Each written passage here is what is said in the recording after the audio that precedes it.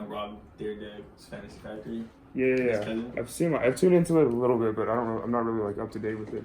Yeah, I've been watching like the oldest shows, like kind of making my way to like the most current ones. Sorry. So like, he always has visuals for it too. Like it's pretty tight.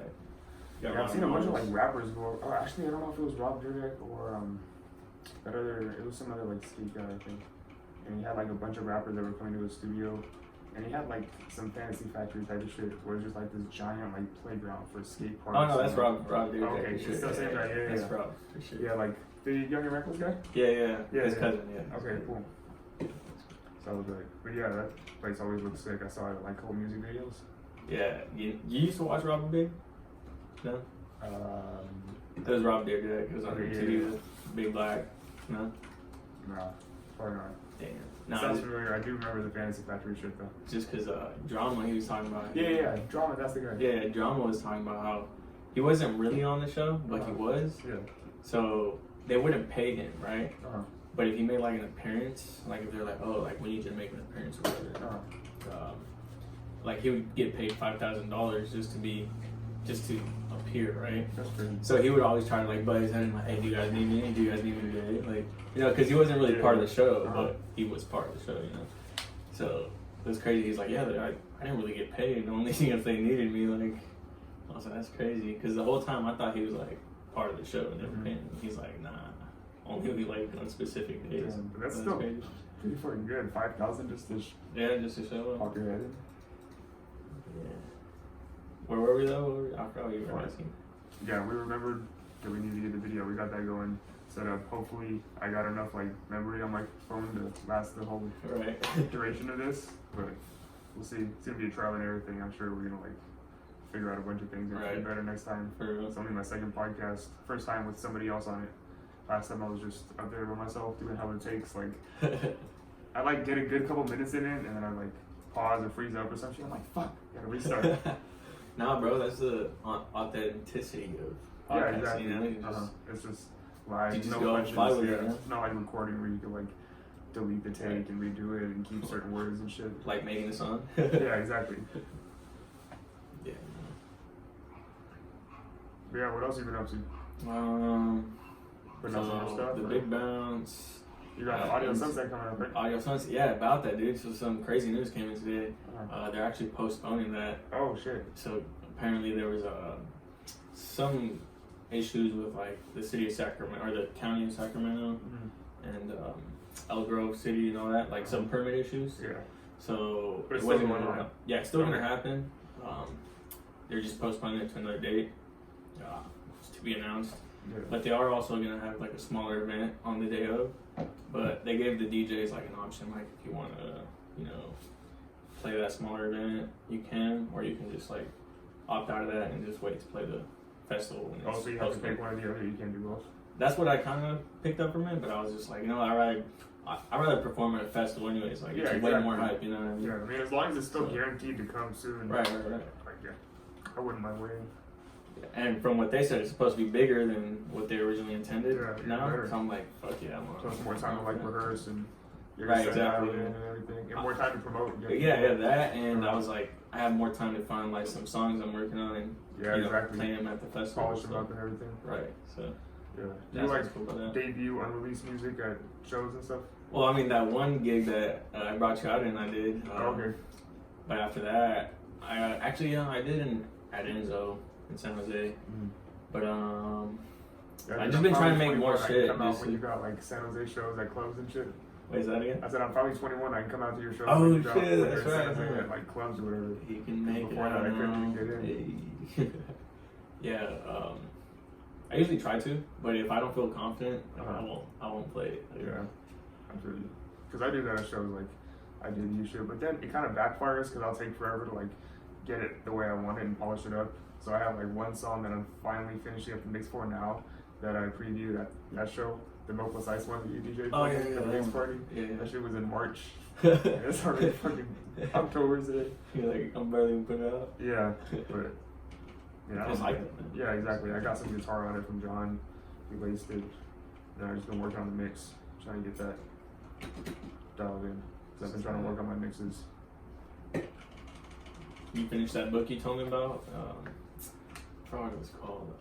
You told me it was on Amazon. I haven't got it, but you said you had a lot of stuff you could learn from that book. Something about mixing essentials. Oh, yeah.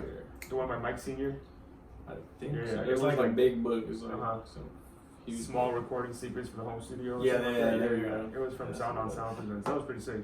I did. I remember spring quarter, I think it was. I had psychology at like 7:30 in the morning. Yeah. And I had like a 2-hour gap after that. So I'd just be in the library, like just reading that book, like 2 hours straight. That's how I finished it.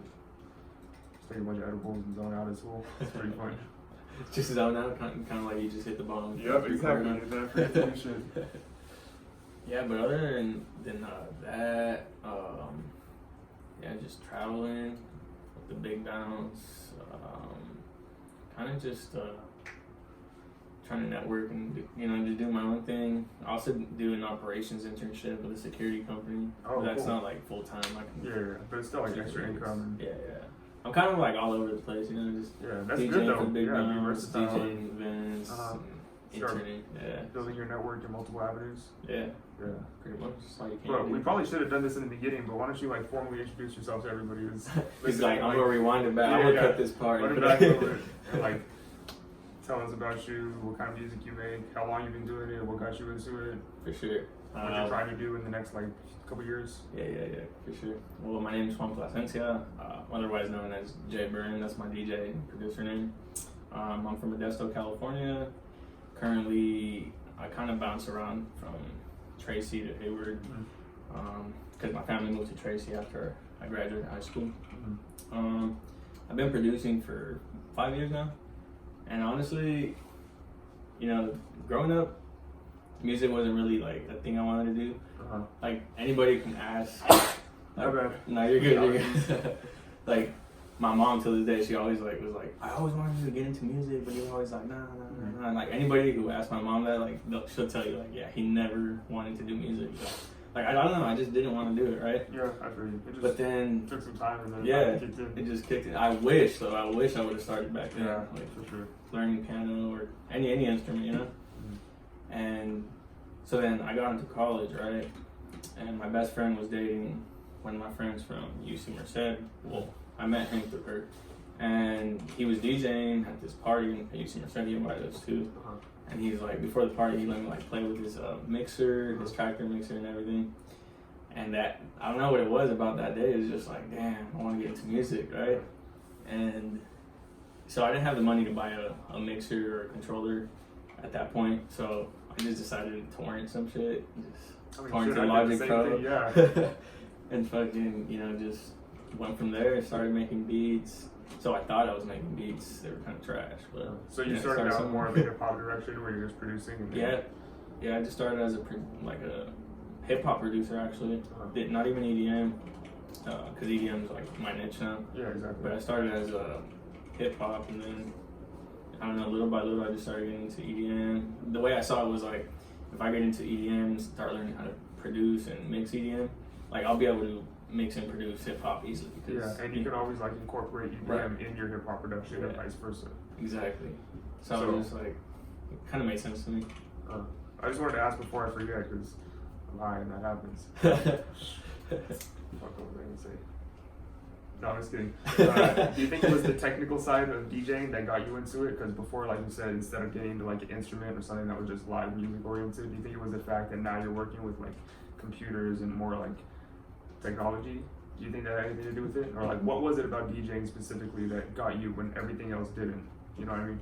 I don't know, dude. To be honest, it was just kind of weird. I just knew I was just like, I wanted to get into music. That you were like into college and at the parties and stuff like that, and you saw how people reacted to it. Right. And I just couldn't afford, a controller, so I was like, I'm just gonna do whatever I can to get involved with music. Start somewhere rather than just wait. Right. Sure. And then, as the years went by, I began to realize, maybe starting as a producer wasn't as bad as I thought. Because at the end of the day, if you look at all these DJs, people know them for the music they put out, not for DJing. I mean, in certain cases, maybe you're like DJ Jeffy Jeff or whatever. I feel that Jazzy Jeff. college. Am I saying that right?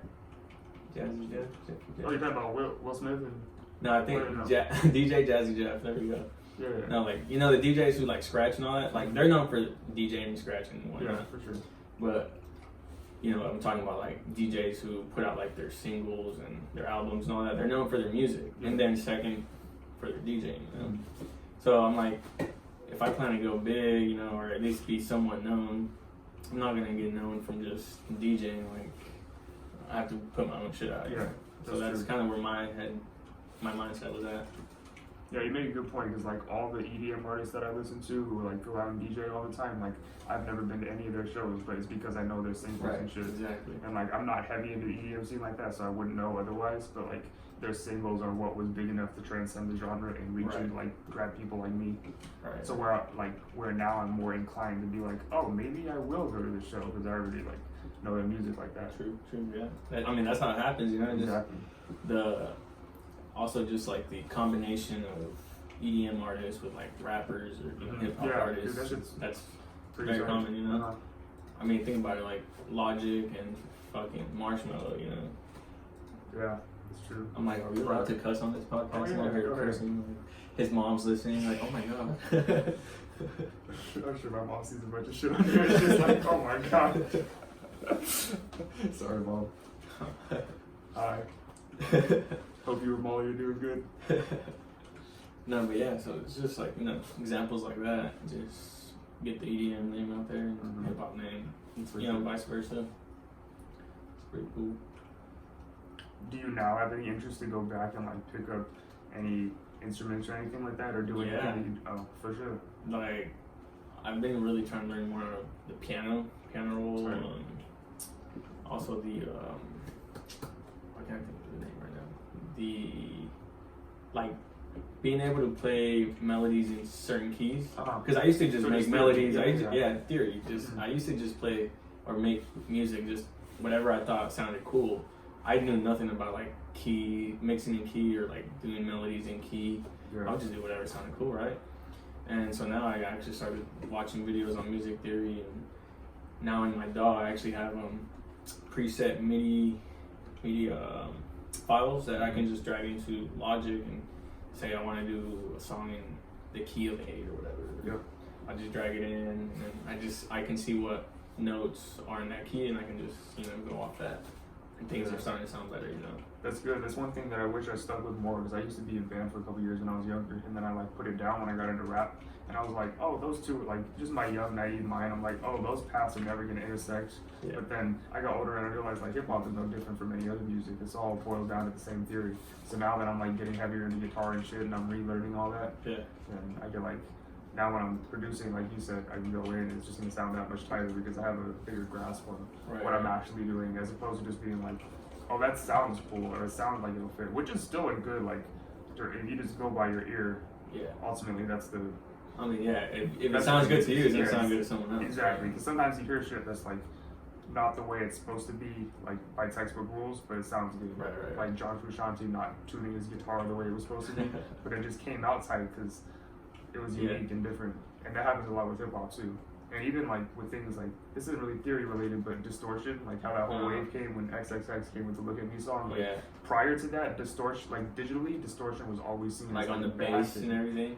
Or just like, it was clipping like crazy and all fuzzy and shit because they had a super cheap setup. But like prior to that, you never wanted your songs to clip. Right. Everybody wants to be like, I need it to sound clean. Exactly. Like it's different when you're talking about analog stuff because you get saturation from vinyl and whatnot. But if you're talking about working in Logic, you never wanted your shit to clip. But then they started that whole wave, and now like I said, the textbook rules are getting. It's really crazy because I feel like the textbook rules, it's like all this shit doesn't even matter, right? Like, yeah, for sure.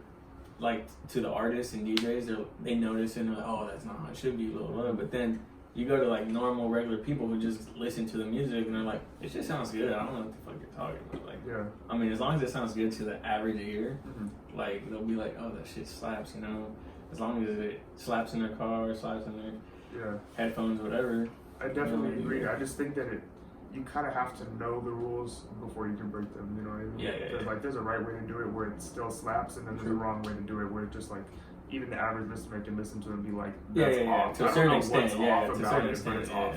But like when you're sitting there just like tweaking it, I still have this problem to this day, just sitting there tweaking everything, freaking for 5 hours on the same thing. Just like every like home producer. Just, right. I'm like people aren't even gonna care about this. Why am I so focused on this? No, because we care. Like when you put it out, even everybody. It's like you're never gonna go back to it. Like, but like there's always that one little mistake that drives you crazy. When people are like, oh, this sounds fire. Like it's a great record. Blah blah. You hear that one thing and it just bothers the fuck out of you. Right. But no one else would pick up on that unless they're like in the craft that way. Right. And they know what to look for. They know what to be trained for. Yeah. Like average person just listens to it and they're like, they just go for like the overall feel and vibe of it. But like if you're really a technician and you're in the music scene like that, then you're picking it apart. True. Seeing Seeing if the snare hits right, seeing if there's enough like low end carved out for the bass and shit. Are you side chaining everything to move? That's one of the questions I was gonna ask you later, but remind me to bring it up. Like, regarding low end and like whether you side chain or actually fuck it, I'll ask now because I know. Just go with it. But when you're mixing low end shit, do you like the side chain? Like let's say you have a heavy kick and then like a super low sub, and they're both kind of occupying the same like frequency. Would you carve out space for each, or just pick one and like the winner comes out on top and carve out specifically for that, or do you just side chain and try to make them both stay in the same range? I think it really depends on what you want to stand out more, like your sub bass or your kick, you know? Yeah. But I mean, for EDM, it's your kick, so you want your kick to punch through, but you still want your sub to be apparent. I mean, for EDM, side chaining is essential. I think it's essential to anything. How about when you're mixing hip hop? I think it'd still be essential, to be honest, because some people, like, I was watching that. I mean, but you could combine the kick and the sub to hit at the same time. Yeah, that's the thing with hip hop. Well, I was thinking more of like a, not necessarily like a bass drum, but more just like a sub, like synth or something like that, or like a saw. Like with no kick, or I mean, with that on top, but just like having a super long sustain. Oh, like a sustain. You have to like. No, you for sure want to side chain, because then it's gonna get muddy and it's not gonna be apparent. You know, it's gonna get clouded. No, I agree. I just wanted to get your take on it and see if there's like anything unique that you did with your mixing process. Well, what helps, because when you're looking at the sound, right? You're looking at your kick and your whatever your saw, whatever it is.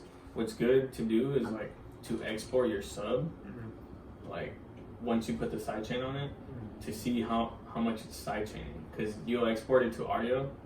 Oh, that's true. And then you can see like how it ducks to make sure if it's actually ducking. Yeah. And then you can put it right next to your kick if you have the audio or the kick in audio too.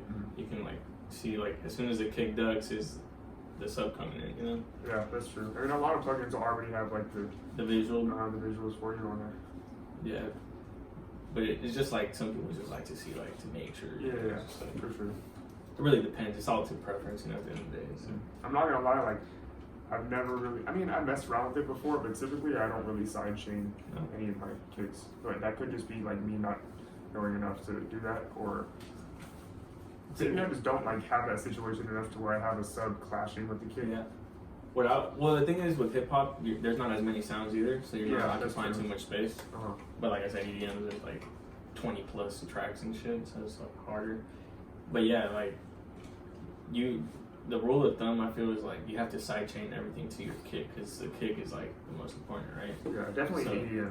But the thing is with different sounds, you want to sidechain a little bit different. So if you're doing like vocals sidechain to your kick, you want to do a very quick attack on the side chain, you know, because then your vocal's gonna get like just you're gonna lose it, you know. Yeah, dude. Speaking of compression, that's one thing like I'm finally actually grasping now. Like even in my first few years of mixing, I kind of like messed around with it, but a lot of times I would just use like the selected presets and just like find some arbitrary setting online and like try to copy that over and just like mess around with it a little bit. But I didn't really know what I was doing until for vocal compression.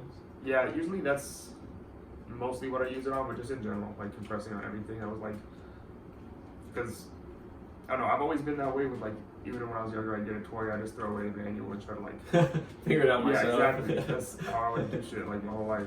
So that was the same way with the compressor, but for some reason I would just mess around with the attack, and like, I guess I just wasn't trained enough to listen for it, but I'm like, it's not doing anything, it sounds the same. Yeah. And like messing around with the settings until like I sat down and read that book that we were talking about earlier, and like actually went online and just locked myself up and tried to actually like really understand what I was doing. Definitely pays off.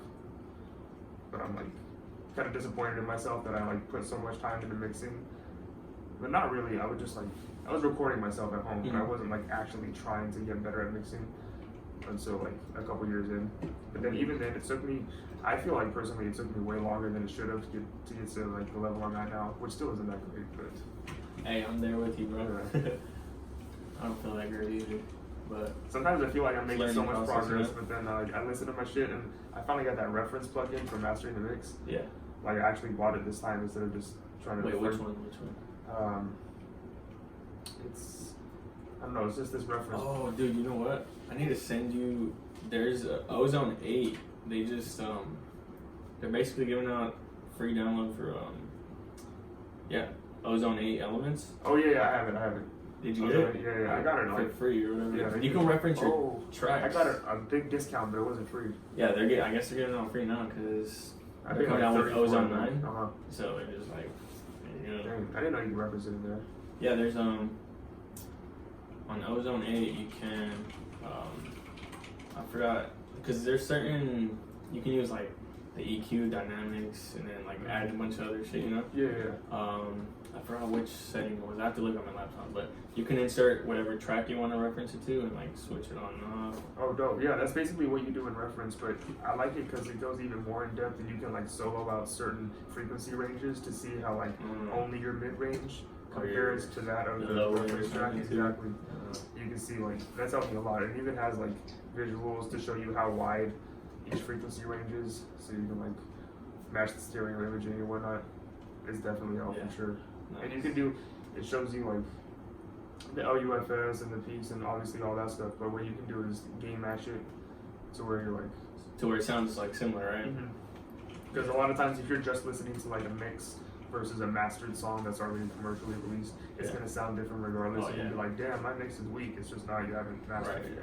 But what I'll do is I'll throw it on. And throw on that extra 1%. Yeah, exactly. So I do both, but usually I like throw on my master and then put the reference, just like my mastering chain, whatever I'm doing, which is usually just elements and like maybe like a C6 or some, just throw on like a fat filter Pro Q and just some little final tweaks. But most of the time it's just a matter of raising the volume. The volume, the levels. Yeah. But then again, I don't really know a ton about mastering, so I'm sure there's a bunch of shit that I'm not doing. Yeah, there's probably so much that we both don't really know. Yeah, but one thing that I like, I just know you have to do multi-band compressing too, for sure. Yeah, for sure. I love the C6, the Waves one, because I don't really think, I don't know, Logic has a stock one, but I've never tried it. And Slate Digital, I don't know if they don't really have. I've been using the Fab Filter MB. Oh, that's true. Because you gave me that whole pack, and all I've been using is Pro Q2, because that's the only one I know. But I've been meaning to like go in and see what the fuck the rest of them are. Like Volcano, like what is it? Volcano, I haven't used that one. Okay. The only ones I mainly use is I only know the Pro Q, and the C2, Saturn for saturation. Oh, okay. And then I've been using Nectar for that. Nectar. But and then the MB. Do you use saturation on your whole mix or just like specific? No, just like specific tracks. Like it depends on what you want saturated, you know. That's if true. you want to like for bass house, that's what I've been kind of messing with lately.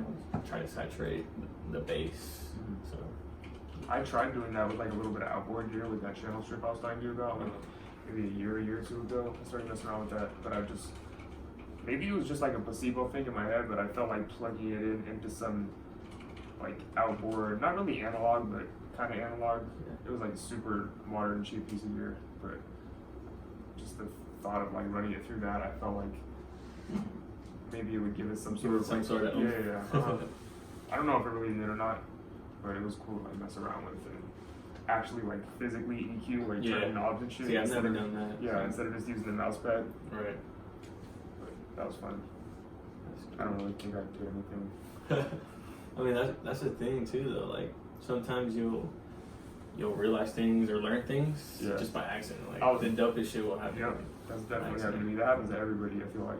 Oh shit, that's gonna stick. Yeah, like you're doing a bunch of random shit that you don't really know, and then all of a sudden you're like, wait, run it back. Like, yeah, whatever that was, whatever I just did, it sounds tight. Yeah, be like that.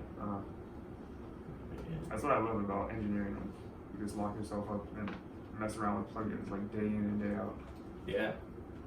You just nerd out and sit there and just make it sound cool. Sometimes you make it sound like trash. I'll start getting too experimental and just fuck up the whole mix. Dude, like, just think about, so we're talking about plugins, right? Think about the people who do like sound designing, bro. Yeah. I have a homie who spends so much time sound designing. I'm just like, fuck. I bet it takes forever. Like using Serum or Yep. something like, you know, massive. Yep. Serum's fire though. I like it. Yeah, it is. It's tight. I'm just like, I don't know, I'll just stick with presets and just Yep. tweak it maybe a little bit here and Yep. there, but nothing too crazy. Yeah, sound design's crazy. Dude, I was reading this one book by Glenn Berger. It's called Never Say No to a Rockstar, but he was an intern at a New York, like a super big New York studio back in the day, and he became like this big audio engineer. But his one of his mentors was Phil Spector, who was like famous for the Spector's wall of sound and just like all this engineering shit that he was like revolutionizing. But he got to like do everything the super old school way, and he was going in depth about it. How they would have to like have their finger on the fader, and like as the performance is going, they'd have to do like some vocal, like manually Adjustments. just ride the vocal, like in terms of automation and stuff. Like as far as like the level of the vocal or like some auto-tune shit. No, they didn't have auto-tune back then. But just like, I think they did EQ like post-production, but like while they were recording, he would have to like manually control the faders and shit the whole time. Yeah, it was just like a one-take thing, and if somebody fucks up and like you gotta the start shit- all yeah. over. That shit was crazy. We have it so good now. We just go in there and like Automated. press the buttons and then make the lines. and, yep. Right. Or just throw in like the Waves plugin, vocal writer, and then tweak with that a little bit. But it's just crazy to see like how they used to do it back in the day. But a lot of people would argue that they had a better sound. But I think there's pros and cons of both. Yeah. It's kind of like the old school hip hop versus new school hip hop thing. Oh, that was another question I was gonna ask. I just remembered.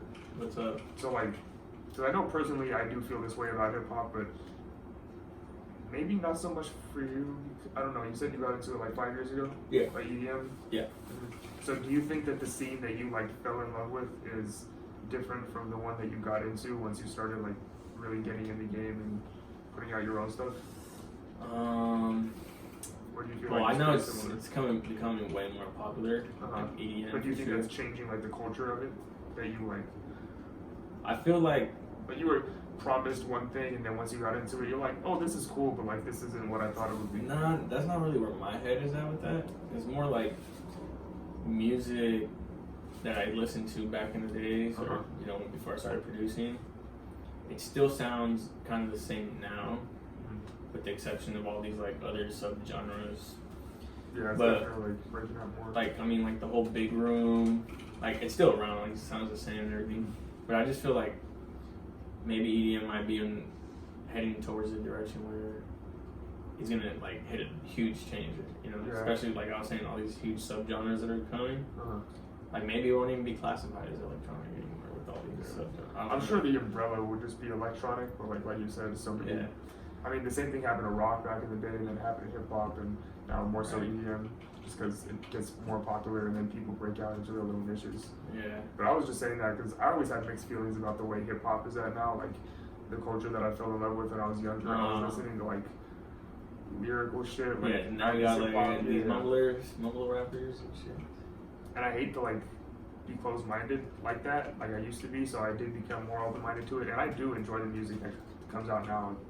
Definitely like improved in a lot of ways, like for example melodically and just the things that do sound wise. But there's a lot of shit that I miss about the hip hop that I started listening to, and like the culture that made me want to like, oh, I want to do this myself and like be a part of this instead of just being on the sidelines and watching. And then I got into it like 10 years in the road now, and I'm like, okay, this is cool, but definitely different than what I thought it would be like. Yeah. No, I mean So I wanted to see if other people felt the same way or like. Yeah. No, I get with hip hop. Yeah, I totally see what you're saying. I mean, you always hear like this, like Snoop Dogg talk about it, and he's like pissed about it, you know. Yeah, I mean, don't get me wrong. Like I listen to Migos, I don't listen to Yachty, but I listen to like Uzi and all that. Yeah. I think it's just a whole different style. It's just very different, and like at first it was like, whoa, hold on, like I don't like this, and then like when Young Thug first came out and shit with fucking That's Birdman crazy, and dude. Lil Wayne. I love Young Thug now. I used to hate him so much when fucking Lifestyle came out and started popping. Yeah. I'm like, this is from the SpongeBob meme. This guy is the one who's fucking it up. Right. But now I think a big part of it is because I like I'm big on the Alex Toomey interviews because once I got into engineering, I like follow him and what he said. But he talked about like Doug's workflow in the studio. Yeah. Like when I read Gucci Mane's autobiography, he was talking about how he had this studio in Atlanta and Doug was going there when he was like first coming up, and about how he works. That's like, I started admiring that, and I'm like, okay, maybe there's like just something in the music that I'm missing. And then once I listen to it more, I'm like, okay, I see why people like it.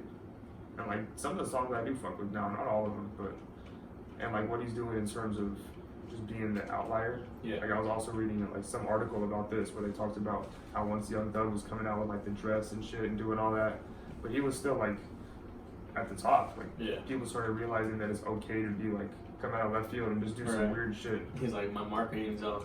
Yeah. And like, I think the first thing that I liked from him was when he put out the trailer for Jeffrey. It was like that one project where he was wearing like the long ass, it looked like a dress. I'm sure it was just it was like, a blue dress or yeah, something. Yeah, I'm sure it was like some high. Was that the name of his album? Yeah, of that one it was, yeah. Which is his real name, Jeffrey. And the whole trailer was him like in all these different settings talking to different people. They were saying like, your name is Young Thug, you're Young Thug. He's like, no it's not, it's Jeffrey. And I got that whole thing of like him trying to put out his real like persona. Instead of just being Young Thug, he wanted to put out like who he really was on record. So I was like, okay, this is interesting, because I always like when artists do that and they switch it up and like give you more insight into who they are. Yeah, that that's why I fuck with G-Eazy though, because he always like in the song like he says his name is like Zero, or he'll put like snippets of his mom calling him and like telling him like how proud he is. I'm just like or he'll bring his mom out on fucking stage, just that's crazy shit. I think Eminem plays a big role in that. Cause speaking of moms, like he put his whole thing with like his mom and his daughter and his wife. He like put everything on record. Like if you grew up listening to Marshall Mathers LP and shit, like you know his whole family and like all the shit that's going on. Whereas other rappers were just, they were rapping about shit that they were external shit. But it was never like the deep inside the family and what they felt and shit like that. It was more outward, like you said, external things and external conflicts. Yeah. And now it's becoming way more popular. You have artists like Kendrick and J. Cole who are just super introspective, like they're all about the music and they're not so much like the flashy persona as it is just like really getting in deep into the workings of like what they're thinking. Yeah. It's crazy. No, but yeah, dude. Music's gonna change. Like, yeah, for sure, as it always does. Yeah. Change back then, it's gonna change again. Yeah, nothing's temporary for sure. So I try to be more open-minded towards it now. But what about you? Is there anything you want to like specifically talk about, or ask me, or tell people, whoever's listening? Well, I mean, before I ask you questions, I forgot to mention because I'm also part of a producer DJ like collective, I should say. For sure. Too Hard, basically. Yeah, I always see that posting and stuff. We're at Too Hard Official everywhere on Instagram and Twitter, Facebook. That's at Too Hard. Not T. It's at the number 2, word hard and official. If you don't know how to spell hard and official, I don't know. I'm just kidding. Yeah, no, we'll definitely like get all the social media plugs and everything at the end of it so people can follow you if they don't already know what's up. Yeah, but yeah, so I mean, basically it's like just a bunch of producers from the Bay. We have a few in the Valley. Branch out. But yeah, more of the things like Too Hard, like hard style, like hardcore music, you know. Yeah. But we produce a little bit of everything, you know, house, space house. So are you saying that to like say that you're looking for people who are like interested in joining, or just looking? For just marketing, marketing. If you guys want to sure. collab, for sure, like reach out to us, or you know. Right now we're kind of closed off. We might be doing, taking a couple more later on, but that's not my say. It just depends, you know. Yeah. But maybe in the future, you know. Yeah, so hit them up and I'll get back to you when they can. Yeah, I'm just saying, if you're part of another collective or anything, you guys want to collab on something, like, by all means, you know. Yeah, we can work with some other artists from the area. Yeah, but I was gonna ask you. I seen you've been like working with the Lychee Boys. Yeah, for sure. Shout out to the Lychee Boys. They've been bringing me out to hella shows. It's been hella fun. We just did NorCal Night Market. We got another track coming. Like we just dropped one not too long ago.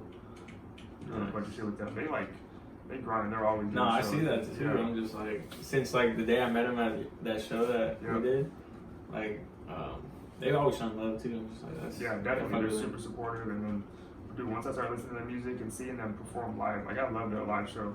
Yeah. I'm so sad that Justin's out. I mean, I'm happy for him. I'm glad he's doing his thing. But like now when I go to shows, I miss seeing Justin, the sax guy. Why? The saxophone. Oh, have you ever seen him perform live? No, like Instagram. So No, wait, okay, what happened to Justin? Oh, he went off to college. Oh, So, where to? yeah. Long Beach, I think. Oh, damn. Yeah. So he can't do shows up here. I mean, I'm sure they're gonna link up soon.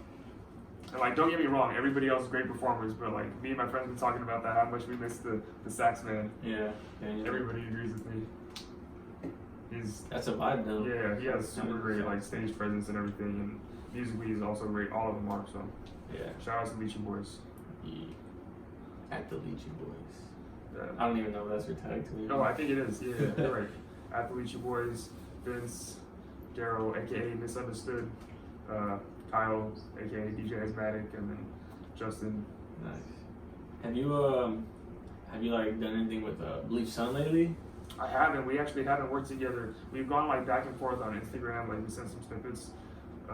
They just dropped a pretty hard song. Yeah, dude, they're grinding too. Fuck, they're always posting like some crazy videos and dropping albums and shit.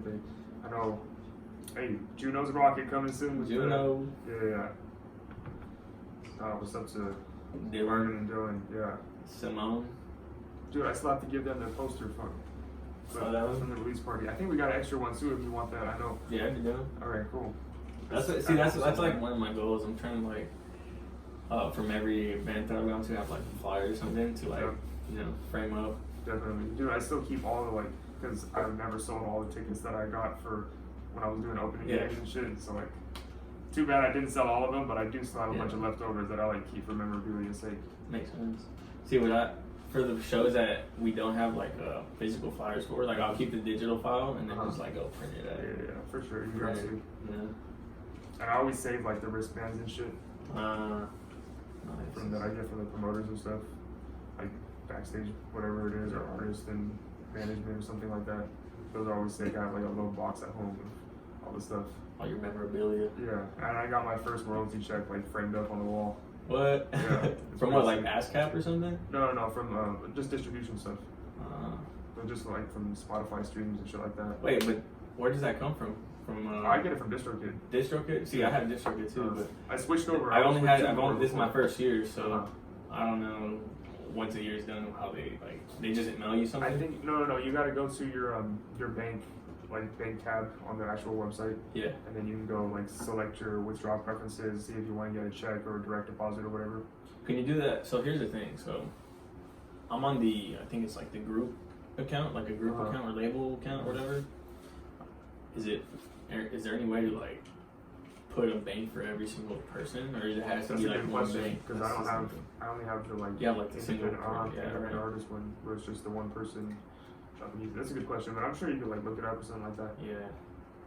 Yeah, I'm gonna have to, cause I think it's after every 2 or 3 months is when you get an update from whatever's like. If I listen to your song right now, I think the money from it pops up in your account like 2 or 3 months down the road. On your DistroKid account, or go straight to your bank account? No, DistroKid, and you gotta like. Oh, you gotta withdraw it. Yeah, whenever you want to withdraw, they'll have like a tab like, here's how much you've earned, here's how much you've taken out, so here's how much we owe you. Okay. And it like does a good breakdown. You can see how much money came from iTunes, like when it was downloaded, when it was bought, when it was streamed. Nice. How much all the data. Yep, exactly. You can download the Excel file sheets, just like TuneCore. And I think all the I've done TuneCore services do that for you, which is tight.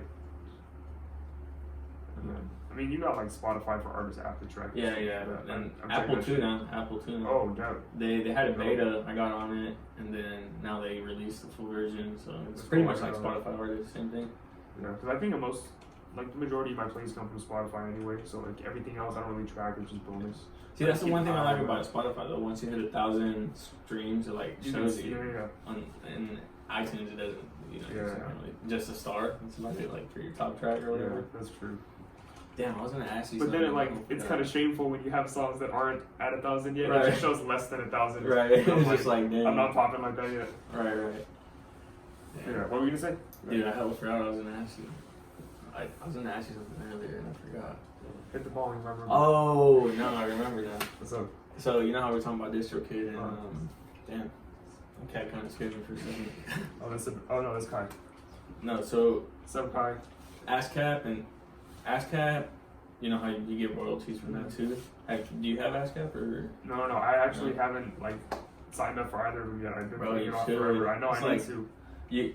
But I'm not really. You can start off like you can start. I mean, it's not really like only for radio though. It's I know, but for everything, and then like later on when you get bigger, you know, you're gonna want it. Exactly. It's like $50 or something for like just there's like a publisher option and like something else. Basically, like if you're just an artist or rapper, you would just select like one of those. Once I found out about it, I was like, all right, I'm gonna do my research and like ask around and see which one is best for me. And then I ended up just like continually telling myself that I was still like researching the best one. And dude, it's a one-time fee. Forever. It's not a monthly thing. It's a one-time fee, so you just jump on it, you know? Yeah. The way I look at it, is like, all right, it's an investment that you're going to need to do either way. By the time the next podcast comes out, I'll be signed up with one of them. On ASCAP. On ASCAP? Okay. No, I'm gonna be like, I'm gonna need to see the screenshot as you post it. Dude, the first time I saw that, I thought it was ass back. And I said in front of my friend, and he's like, bring that ass back. I'm like, oh, ass cap. That is funny. I remember seeing that in band in like elementary school when they would give us like handouts of the sheet music. In the top right, it would say like ass cap or some shit, and I didn't know what that meant. Yeah. I just thought it was the funniest thing. That's true. I used to do Steel Pan Drums, now I mention it. I think I do remember that too. That's crazy. No, another thing you should look into though is Sound Exchange too. I haven't like made an account or like paid for it yet. That sounds super familiar. But that basically Sound Exchange, it's kind of like ASCAP, but they do more. I feel like I've been reading in the book that I'm reading right now. So if you get Sound Exchange, do you not need to get ASCAP? No, it's better to get both though. Both, okay. Because Sound Exchange can get you, if I understood right, get you money from like everywhere, like overseas, I want to say too. Hold on. I know there was something I read. I'll probably have to get back to you on this, but yeah, I should have signed up for it a while ago because I did some promo for Slowflex with the. Did I show you this book? Yeah. I remember we were talking about it the first time I came to your house. I was like, hey, you got that book too? Freaking, I hadn't started reading it at that point, but I read it recently. Something about Sound Exchange. I'll probably, I just have to get back to you. Oh, Sound Exchange one is right here.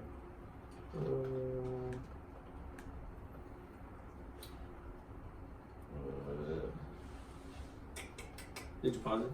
No, I was just checking the time. I didn't pause it. We already got a big ass gap from earlier when I went to set up the camera. I hope that shit's still running. I don't remember where I read it, but yeah, basically they do a lot, and they go out of they go out of their way to basically claim any money that belongs to you from any, you know, broadcasting or whether it be YouTube or something, different shit, you know. Yeah, because just to make sure you get your right. I got a little bit of radio play when I was doing promo for Slowflex. Like I obviously never got paid for it because I don't have any percent. I'm sure it wouldn't have been like any more than maybe $1 or something. Yeah. There was only like, I don't remember how many plays. It was like 4 stations, but still would have been cool to like get a little bit of money and be like, hey, I got this from radio play. Yeah. But instead, I mean, people still heard it, which is the main like point, but it would have been dope. Have you ever, now that I think about it, have you ever like tried sending your music out to like playlists? On Spotify or like YouTube. Mm-hmm. That's how I got so many of my plays. Yeah. Yep. That was like the biggest thing for Let It Go. Like my biggest song in there is like getting up to close to 11K. And the big thing was just playlists that I got. And then the cool thing about it is once you get on playlists, you can like hit them up again and they already know who you are, right? And exactly. Like, oh, I fuck with this. That's what like one of the efforts that I made was after I got on a bunch of playlists, I would track down the people on like Instagram or Facebook or some shit and reach out and be like, hey, I'm the person who put out this song. Like, thank you so much for having it on there and blah, blah. And then they see your name. New stuff. Yeah, exactly. And some people like sell placements on playlists, which is I don't really trust those though, to be honest. But what I've been doing lately is using Playlist Push, where there's like this company where you run a campaign with them and they'll send it out. Well, first they listen to it to like see if your shit's good or not. Playlist Push. Yeah, I found out about it through like YouTube. Some other guy on YouTube was using it, and then what they do is you submit the track, they listen to it, like make sure it's like good shit and worth like putting out there, and then you like pay a certain amount of money to like get a campaign, and they'll like do the work of like sending it out for you. So all these playlist curators, and be like, hey, here's this artist's like new song. Yeah. Do you want to like listen to it? And then if you do you like it enough to put it on your thing? And you just like specify what genres and like the niche target audience do you want, and they'll do the work for you. Like, it's like a hub. Yeah, it's like just like Submit Hub. Yeah, that's what I've been using. Submit Hub. I like Submit Hub for blogs and shit. I've been having a little bit more success with that lately too. I also used Label Radar. Oh, I think that was more EDM. I want to say probably. But yeah, Submit Hub is dope, and Playlist Push is like the Spotify version of that. And wait, also, is that all genres or just? Yeah, all genres. Playlist what? Playlist Push. Playlist Push. Yeah. .com. I think so. For sure, mark that down. Yeah, but it's dope. You can like, and they already have like the whole like contact list because they work with these playlist curators all the time, so they know who to hit up. Like if you say, I got this song, and like it sounds like this artist and this artist, they already know who to talk to because they know who like plays that kind of music.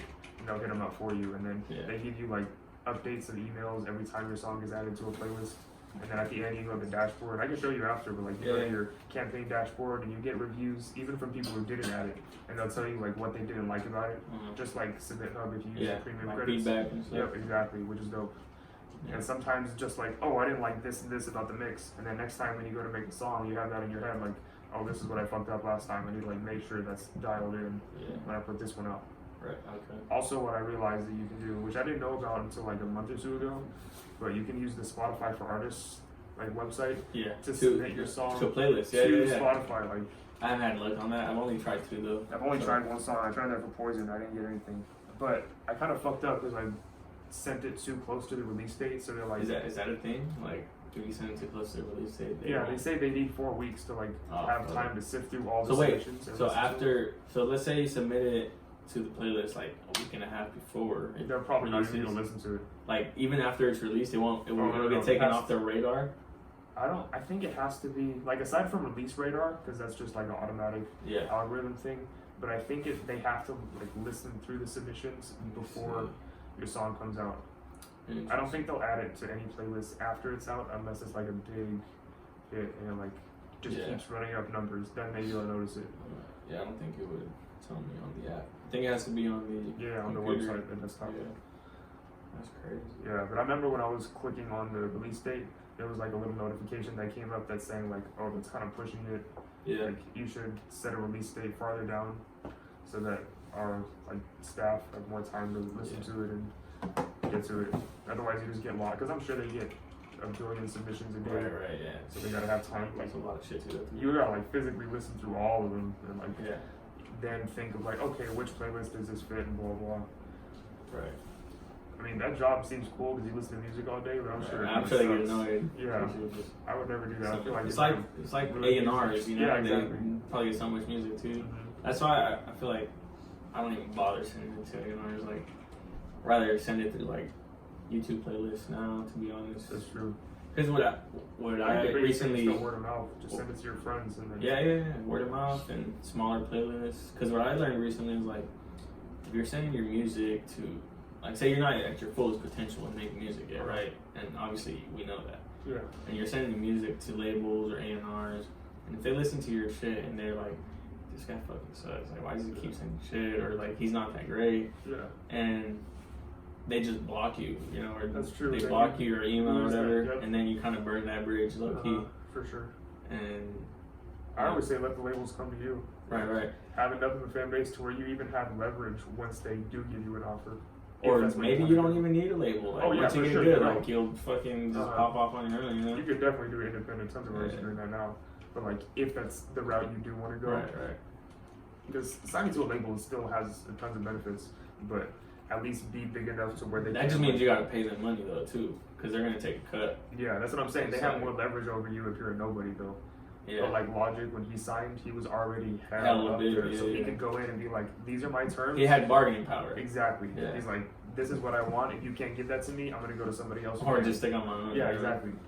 But if you're a nobody, it's you going to them like, "Please take me." Right, and they'll be like, "All right, these are our conditions." Yeah, exactly. It's just reverse. Yeah, it's all the bargaining power. Yep. That's all it is.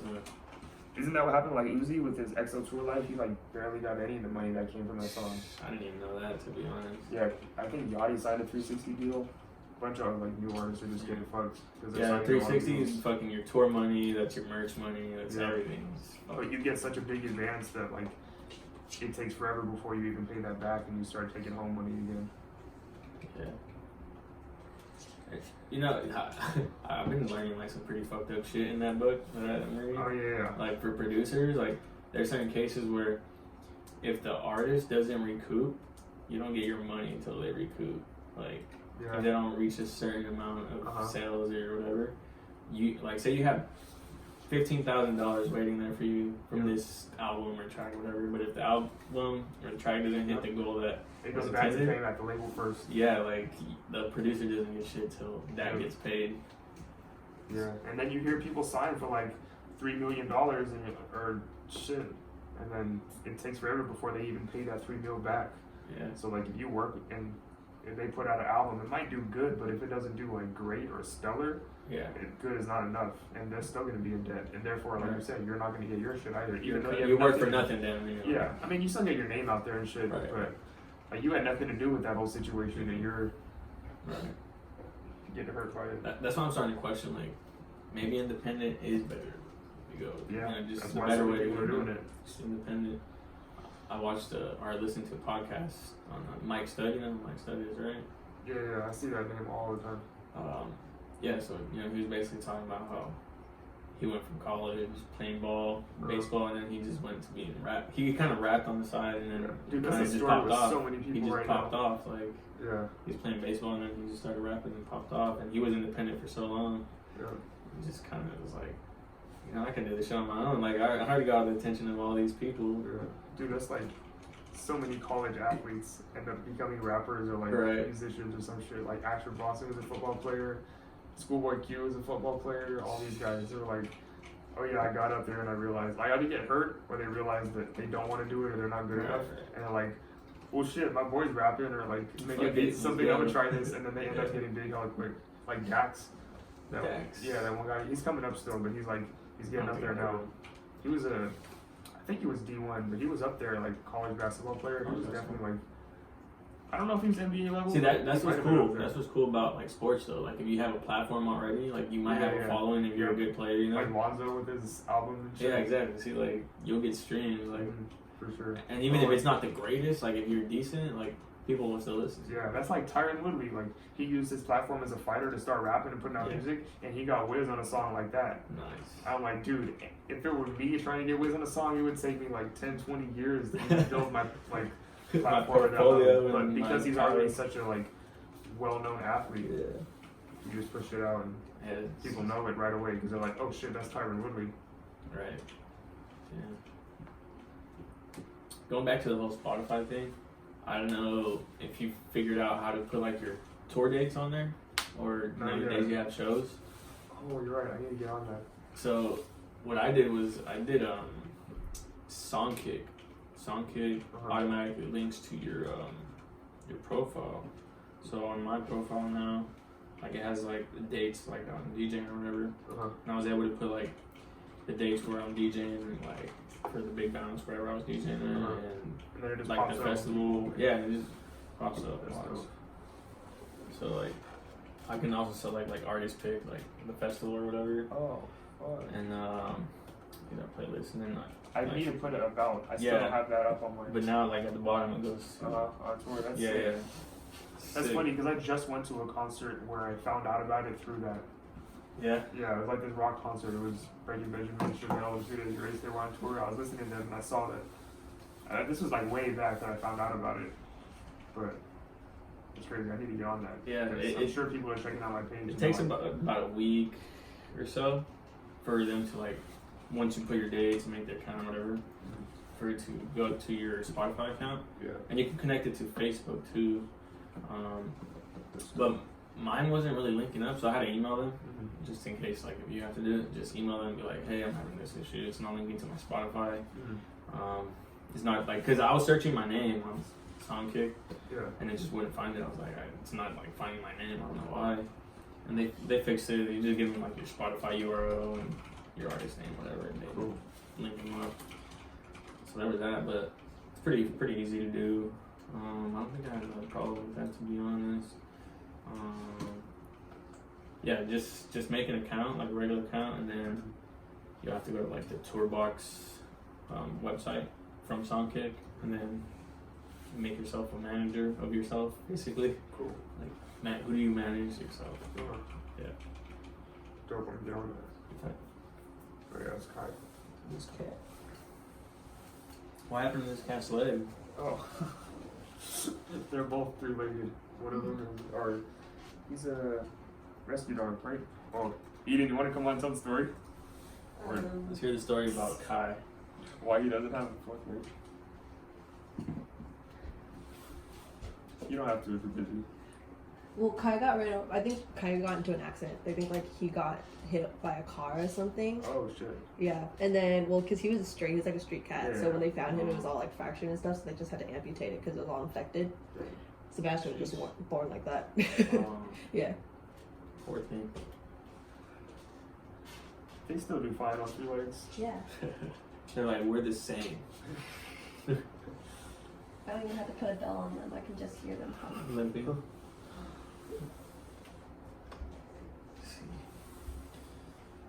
But yes, where were we? On my Spotify, Songkick. Yeah, you got any upcoming shows? Yeah, we're actually. Hey, I'll use this as promo for No Plus Ice. But we're actually. Oh, you work there? Well, it's actually his sister's company. Oh, they're yeah. starting to do this. That's tight. No Plus Ice. Oh yeah. Yeah. That's cool. They want to do this like concert series next month in November, where they're like just every Friday and Saturday, I think, from 10 p.m. to the closing, which is at midnight. They're gonna have like people come in and do their sets. It's probably gonna be like acoustic set more oriented because they don't want it to be quite as loud as it was for our release party, and they don't want to like have to shut down the whole shop, but just like kind of like an open mic kind of vibe, like you see at like boba shops or something like that, just to draw in more people. So yeah, if anybody wants to get on that, message me or Ian or whoever and hook you guys up. We got a submission form we're taking in forever right now. Yeah. It's official. Yeah. That's crazy. I gotta put that on. I've been noticing that though, like boba spots have really been like popping off with like little things like this. I gotta put that on. I've been noticing that though, like boba spots have really been like popping off with like little things like this. Yeah. Like you know that event that I brought you out of that? Like I did not know boba spots through like little mini concerts, to be honest. Dude, I got the craziest story of Boba Shop. We and Beachy Boys were doing a show, and it wasn't like open mic. They like actually had the night set out for them because it was a big spot, and I think the place was sponsoring them, like as a band. Yeah. But we were performing, and you know how all their jerseys are red? This was over in like Fremont, and then some dude walked in. He was like obviously wearing blue, but he was holding his beer. He was pretty drunk, and then he was like standing at the door, just mouthing like, "Shut the fuck up!" And we're like. We're all looking at each other, pointing him like, do you know this guy? Is he talking to you? Right. And then finally someone went over and like, yo, like, what's up, man? Like, what's wrong? And he's like, this Crip neighborhood, this my neighborhood, y'all wearing red. Shut the fuck up, trying to rap in my turf. And he's like trying to start shit and just going on and on. He's like, when y'all come out here, boy? We're like, dude, we're in the middle of a set. Like, go away. This is Fremont. Don't you have like some gang activity to go do or some shit? Wow. As if there's any to do over there. But yeah. That was funny as fuck, and then he just got laughed out and like angrily stomped away and went home or something. It was hilarious. That's wild. That was at a boba shop. Hey, welcome to 2019. I just thought it was funny as fuck. Dude, this year went by so fast. Now that I say that, 2019 is almost over. That's true. Dude, that show that we did was in March. I get back to March. And the show that I did when I brought you out was February. Yeah. That's crazy. That's so wild. Hey, yo, real talk though, a little background story though. The reason why I got into actually performing live was because of this guy right here, Jay Laurie. For the Harlem show, right? Yeah, for the Chris Webby. Chris Webby. Yeah. We met Annoyed there. Annoyed and Armin. Yeah. Oh yeah, Armin. His set was dope. I forgot about him. Yeah. That was crazy. Like I was shitting bricks that day. I was just like, fuck, this is my first ever live performance. Yeah, shout out to Rich, he came with us, and Jerem. Yeah, Jerem.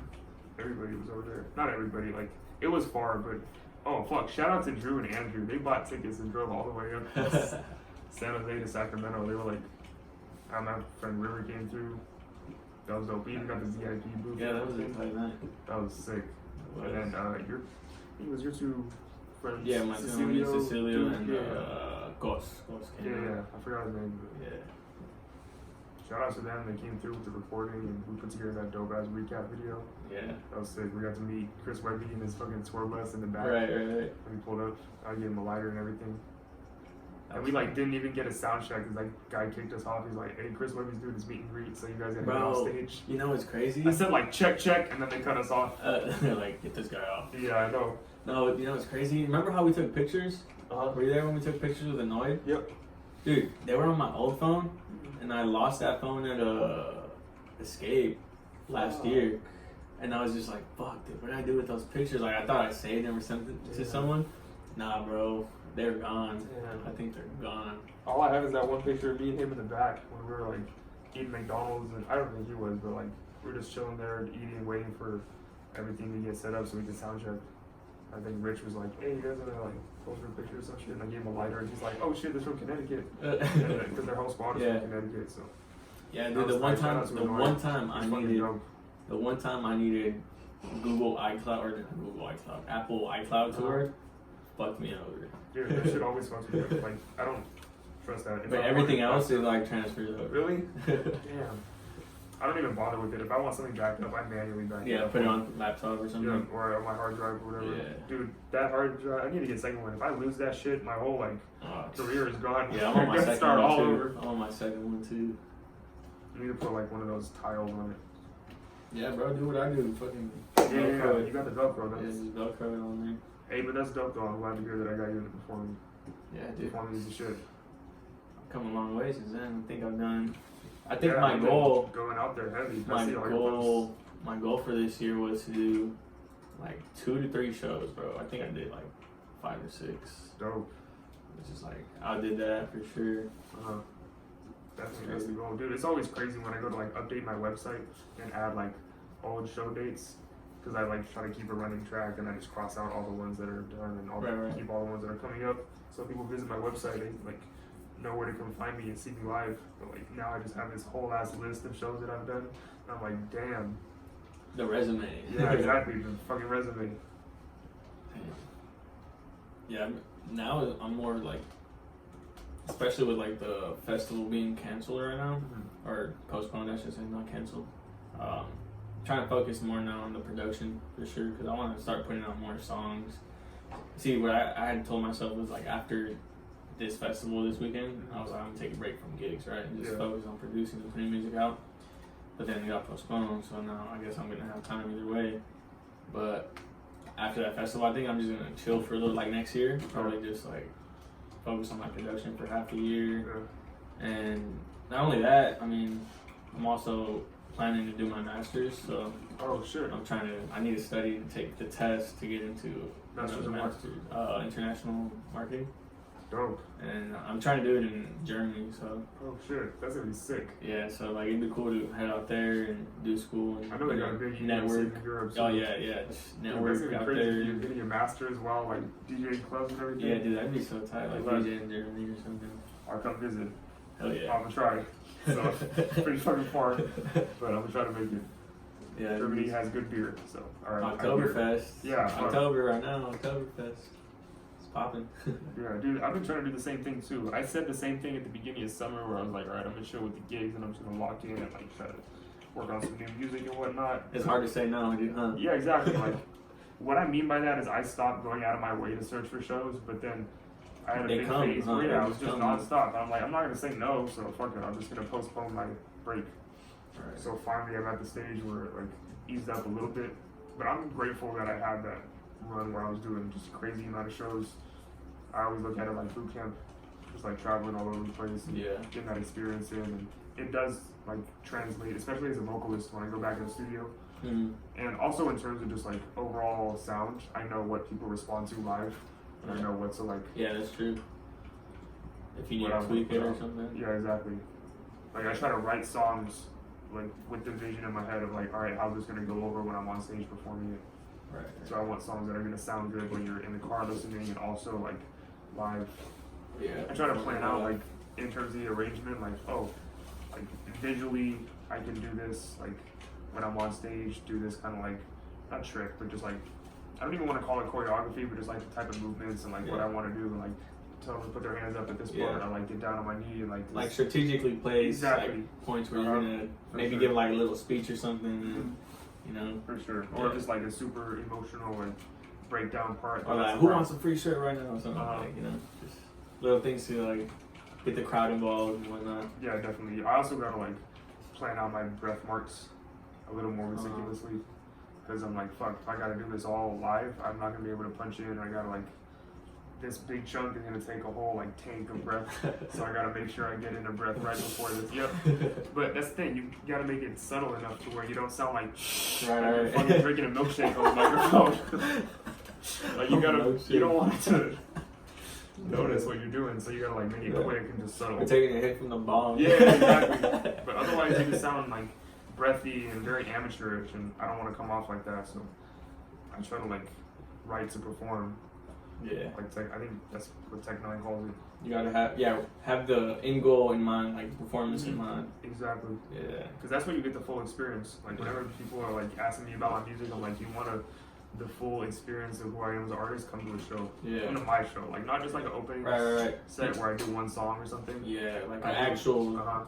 Yeah. If I got like 20 minutes up there with you and I can get versatile and show each like avenue of the kind of sound that I put out. Like you have like a persona on stage, you know, like you're putting on for people, sure, you know? for sure.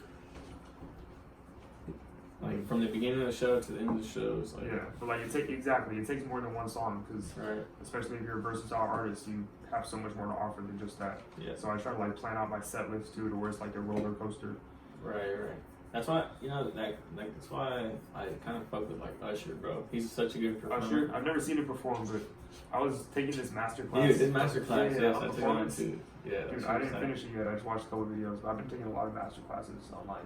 Yeah, he's good, man. He's hella confident too. Yeah, for sure. You have to have that at first stage. It's crazy. People gonna notice if you don't, and it's just gonna like tear you down. All your anxieties that you have going into it are just gonna like skyrocket. Oh yeah. And once don't think about it too much. Exactly. You know, it's gonna eat you up there if you're not 100% confident. You know, that's another thing. What I really like this whole Big Bounce America thing I'm doing, because I get to, you know, DJ and get on the mic at the same time and talk to people all over the country. You know, just like you know, and the more you do, and the more I do it, the more comfortable you get with it, and you know, the more comfortable I'm with it, the better I'm gonna do at festivals. Exactly. Whatnot.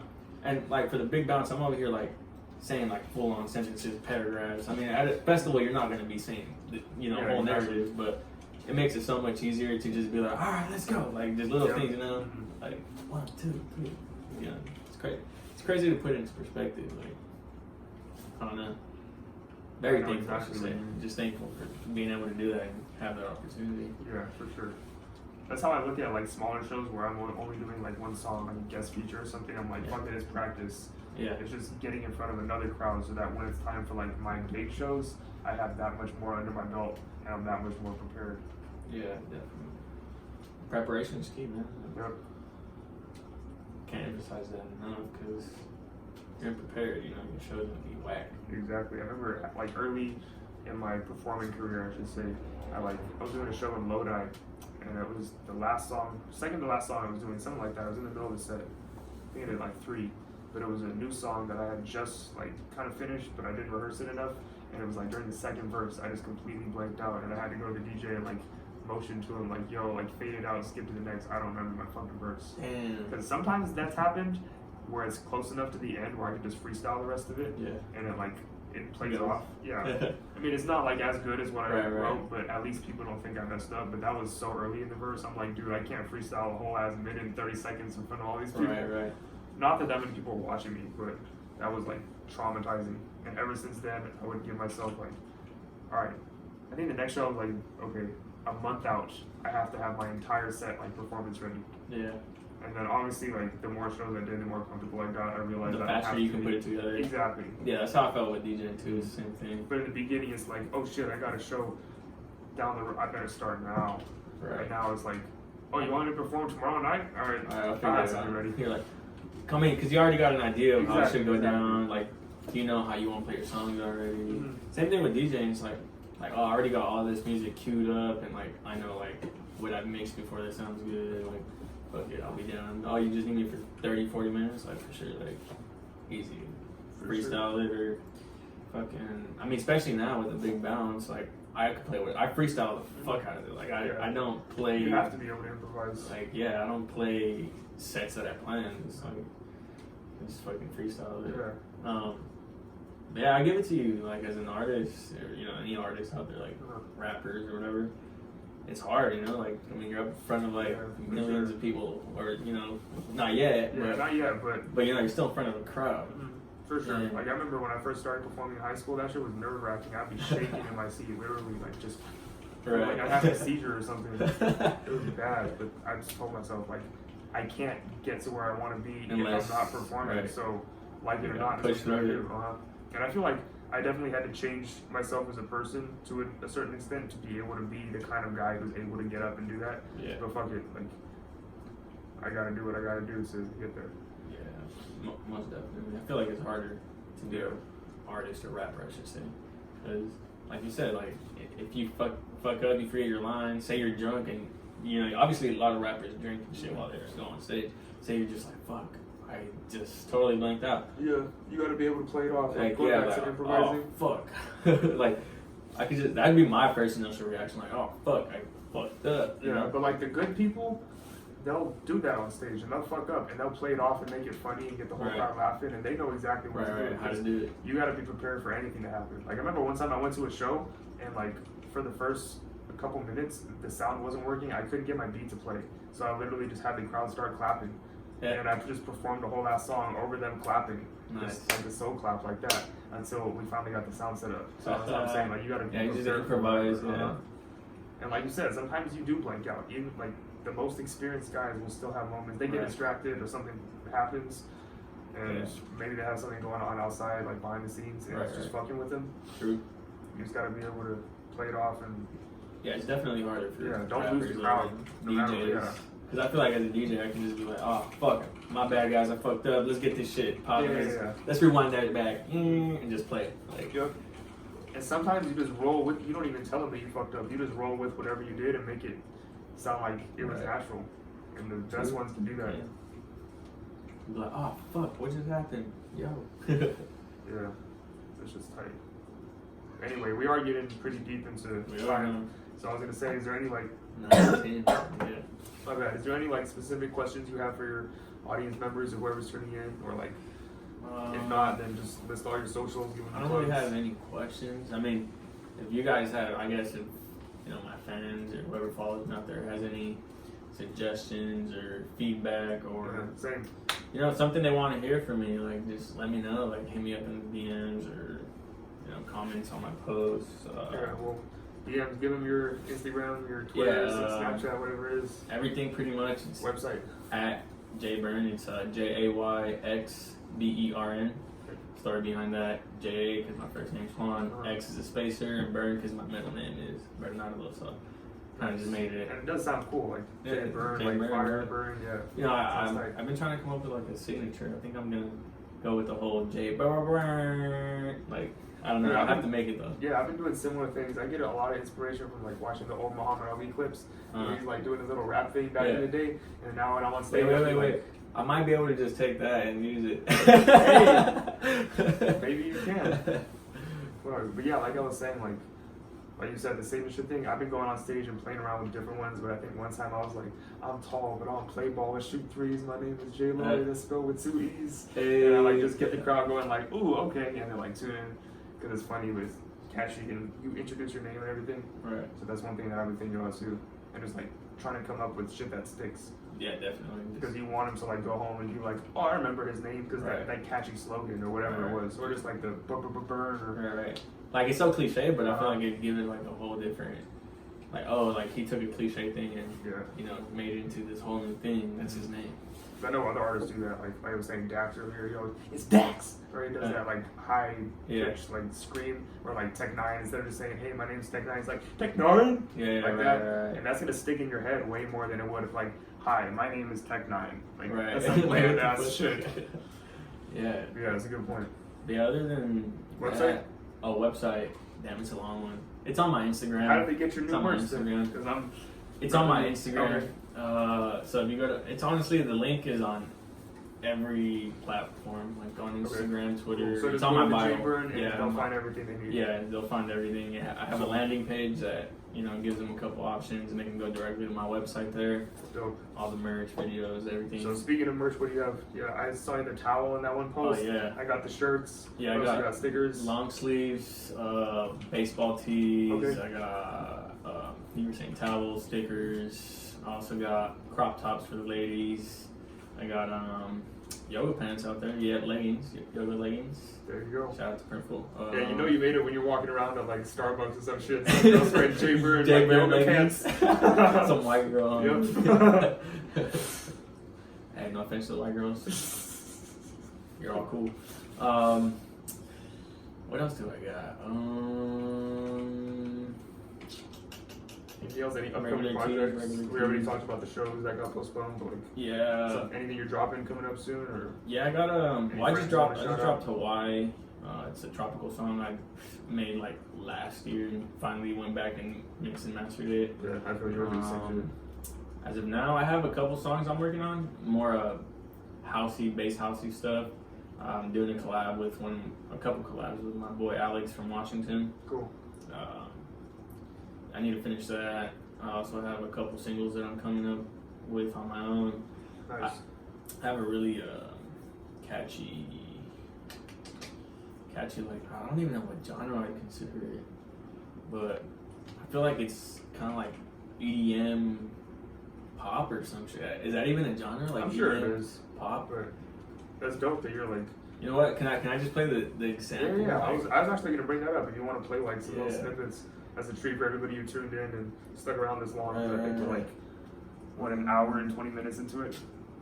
For real, that's so long. I know, I went by fast. Where the fuck is it? Oh, it's right here. Oh, I'm also working on a collab with my boy Jake. His name, he goes by Boca Music. He goes to UC Berkeley. Dope. He actually That's where she goes. oh, that's tight. He's part of Theta Chi. I actually met him at the Grill Studio for an event. I went there for High Standard, and he was an intern there. And then like Dope. he kind of gave me like some insight on the grill. Is that the Johnny Snipes event? No, that was Chizzy Stevens, producer for Chris Brown. Oh, okay. Cool. Yeah, we have another song too we're working on. I'll play a little bit of that one too. That's dope. Yeah, dude, events like that are always awesome. I remember I went to the Illmind one past the Ox, and I like, met a bunch of people there. Yeah, so Yeah, go ahead. hopefully it doesn't sound too loud on anything. If anything, I can just lower it. So I call this one When I'm With You.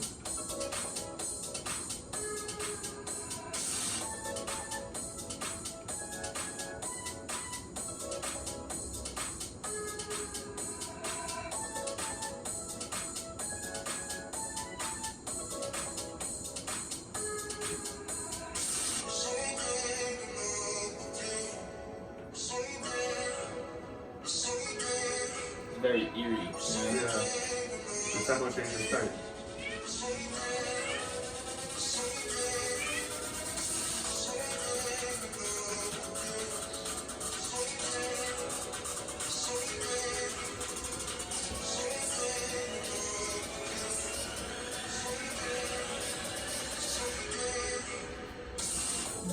Oh, damn. I haven't finished it. I still haven't finished it, so. Gotta add like a massive drop Yeah, I right gotta there. add a massive drop.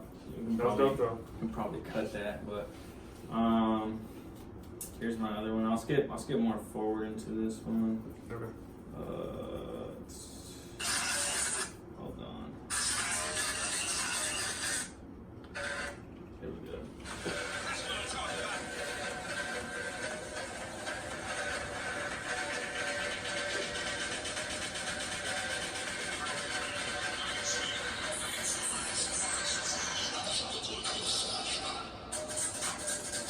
Little fake drop. Yep.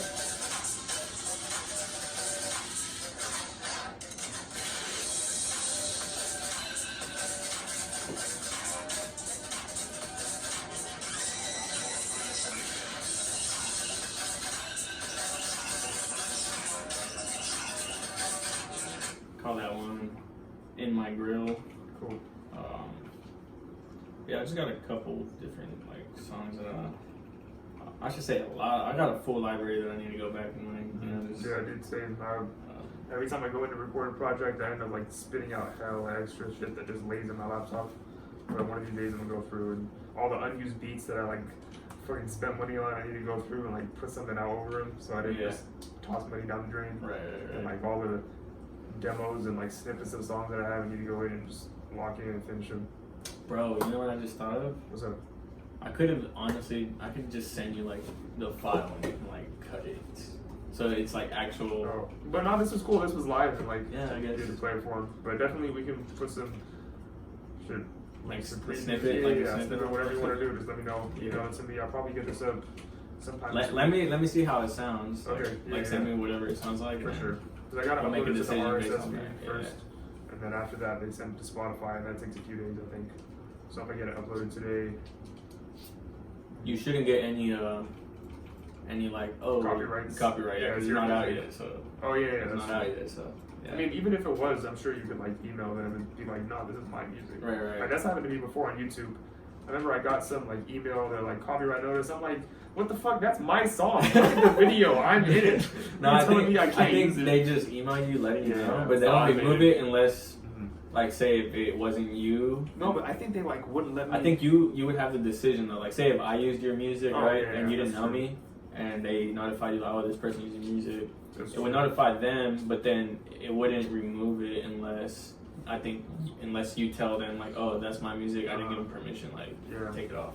I think it's different when you're working with labels where you're right as far as like independent artists go. Because I think they have it like, I always see like UMG content blocked in here or whatever. Yeah. Or like video was taken down. I think that's all like behind the scenes label shit for the big artists. But for us, you're probably right about that. I've never had a video get taken down, so I don't really know. But yeah, other than that, to end the podcast, I guess I would just say like, thanks for coming, man. I would just say, yeah, no problem. I would just say, like, anybody out there who wants to get involved with music or honestly, like, anything, like, any passion you have, like, don't feel like it's too late, even if you're, like, 20, 21 years old. Yeah, dude. I started at, even like, if you're way older yeah, than that, just do it. just for do the it. sake of doing it because you want Right. to, not because you're expecting anything Right, any exactly. return out of it. Because if you're doing it for that reason, then maybe you shouldn't be doing it. But if you just want to do Right. it for the sake of passion and you want to, like, Just do it. Like you're gonna get haters or people who, you know, put you down or don't believe in you. But as long as you believe in yourself, like, yeah, that's all you need. And then sooner or later, you'll start finding, you know, connections like with people who are like-minded. You know, like my boy Jay Laurie right here. yeah. like, Just go to it'll come events, network, to you, and shit. yeah. You meet people. Like I linked up with you because of Jerm, because he yeah. came to my He went to one of your events out here with. I opened up for He told me too. Wax and Matt People. Yeah, something He like that. came because of Sam. Shout out to Sam Ruckus. Sam Ruckus. There Yep. you go. Yeah. He brought Jerm over there, and then I linked up with him, and then I invited him to the Harlow show because I told him it was coming up that I was opening for Chris Webby. He's like, "Hey, bro, you got a DJ?" And I'm like, "Actually, I've been looking for someone to DJ." He's like, "Yo, check out my boy." And then I went over to your That's house how we with her, looked so up. like, Yeah. it's a wrap. Shout out to Jerm. Yeah, shout out Jerm. Check him out too at Just Jerm Music. Is he Yeah. still doing like new music every Fridays? I think he was just doing that for a while. Oh, I think okay. right now he's back in the studio grinding and coming up with new shit. So, So, cause yeah, he was putting out songs that he had finished. You know, he kind of like was like, oh, like I have enough music to put out for this many Fridays or whatever. So I think he's back to the drawing board now. cool. Correct me if I'm wrong, there. I'm not sure. We're gonna get him up here sometime too. For real. But yeah, I think that's it. Yep. As far as I go, if you don't already know, at J_LOREE_, you can find all my shit. JLaurieOfficial.com. Everything else you'll get through there. But, yeah, I think that's it. Yep. Thanks for having me. Yeah, no problem. Thanks for coming. Lit. Dope. How long was that? An hour? That was about an hour and a half. That went by pretty quick. It did. Now I see how Joe Rogan and all these fuckers Yep. be doing.